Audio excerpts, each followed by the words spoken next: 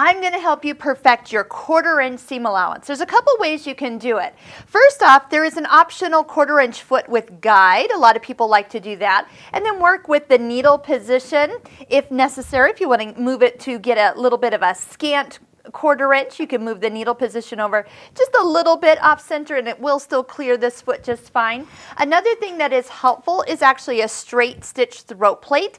The straight stitch throat plate allows the needle to only go down the center, and you probably would want to go into the set menu and tell it you have this plate on, do stitch with safety, and it'll make sure that you can't pick a zigzag and break your needle any given time. So I'm going to just turn that off there. But that is a great way to utilize and get a nice, perfect, accurate stitch.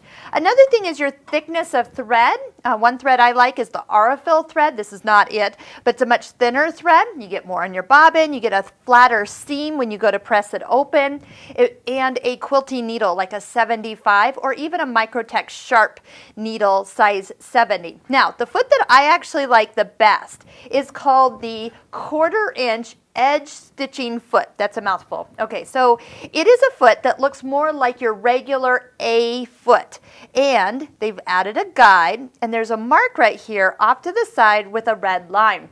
Now, this foot is used in conjunction with your 1/4 inch stitch. So that's going to be in your menu D as in dog, and it's number 1. Notice it says 1/4 inch. And what it does is it moves the needle over to the needle position of 2.3. So it's moved it quite a ways over. And then that needle is lined up right next to, or right behind that red line. Once again, if you want to do a scant 1/4 inch, you can move that needle position over just one more notch and really dial in your perfect seam allowance. Now, if these videos have been helpful for you, you can click here, support our YouTube channel.